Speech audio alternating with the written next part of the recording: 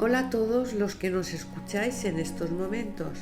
Hoy continuamos estudiando la Biblia con el tema 877 para estudiar el capítulo 13 del libro de Hechos.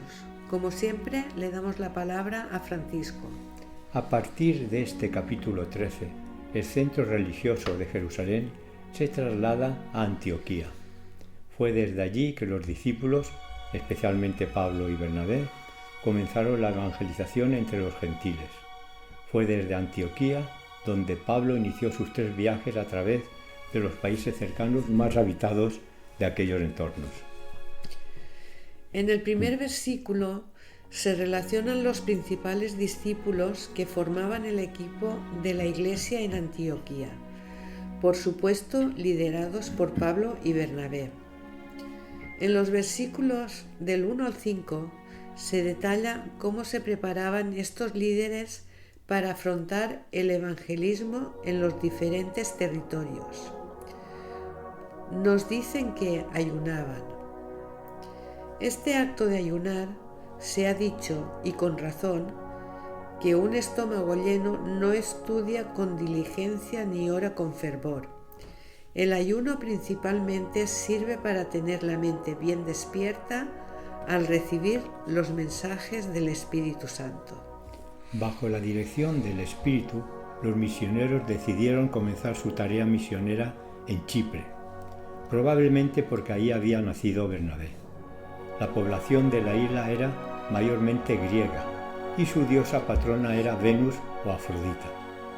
Su principal centro de culto se encontraba en Pafos, ciudad conocida por el libertinaje de las sacerdotisas prostitutas del templo de esa diosa. Así es que a buen lugar fueron a predicar esta pareja de evangelistas, para que luego nosotros digamos que aquí es difícil. A continuación, comenzando con el versículo 6, aparece un mago llamado Barjesús. La palabra mago, de origen persa, empleada en un principio para designar a cierta clase de medos que desempeñaban funciones sacerdotales, eran personas dignas y respetables.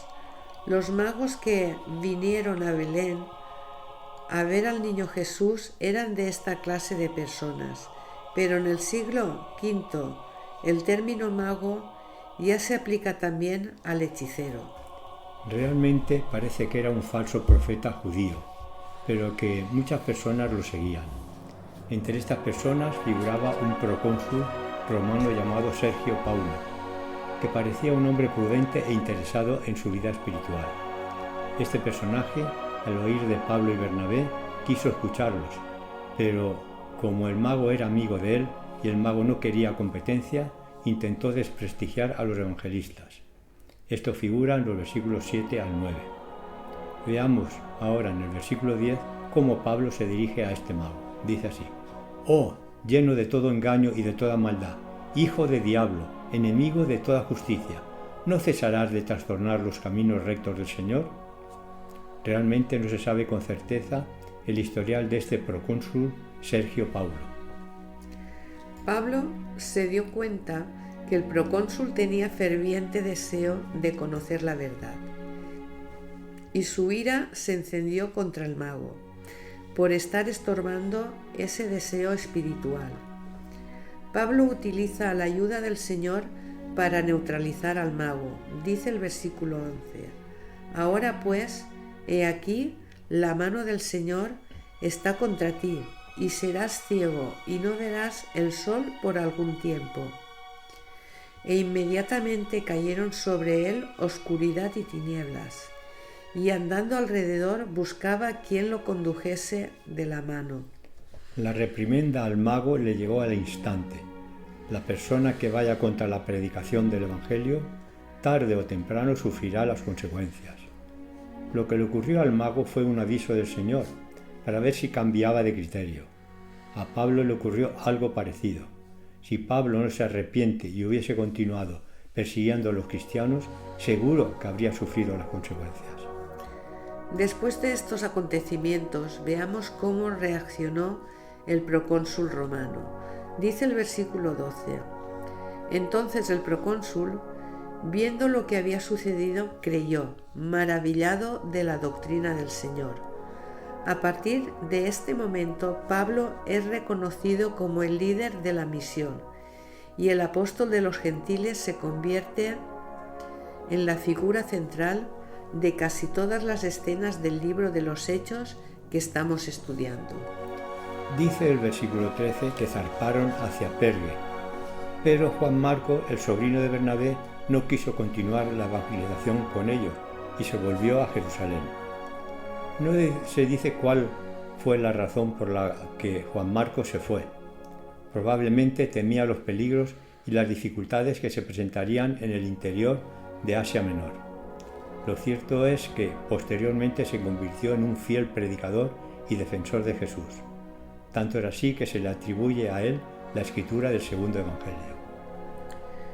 Dice el versículo 14 que marcharon a Antioquía y entraron en una sinagoga en día de sábado y se sentaron, pero fueron invitados a que ellos participaran, por lo que Pablo se levantó y comenzó a recordar toda la historia del pueblo de Israel. Esta historia ya la hemos comentado anteriormente y en varias ocasiones, por lo que vosotros podéis repasarla ya, que está resumida entre los versículos del 17 al 26. Y a partir del versículo 27 les habla sobre la persecución que los judíos realizaron contra Jesús hasta llegar a su muerte, y también el hecho importante cómo fue su resurrección. A partir del versículo 38 les explica que la labor que ellos tienen ahora es la predicación del evangelio que Jesús les encomendó, con el fin de que muchas personas lo acepten y puedan recibir la salvación. Los oyentes de esta disertación de Pablo les rogaron que volviesen a predicarle el siguiente sábado. Así lo hicieron, y una gran multitud los escucharon. Pero esto ya había llegado a oídos de los dirigentes judíos, y llenos de ira fueron a por ellos, y consiguieron expulsarlos de Antioquía y tuvieron que marcharse. Pero dejaron un buen número de personas convencidas de sus valientes predicaciones, especialmente los gentiles, porque los judíos seguían defendiendo su prioridad de salvación porque se sentían orgullosos de ser el pueblo de Dios y querían que los gentiles aceptaran sus costumbres para tener los mismos privilegios. Bien, pues hemos acabado por hoy, por lo que mañana continuamos estudiando la Biblia con el tema 878. Bendiciones y hasta mañana.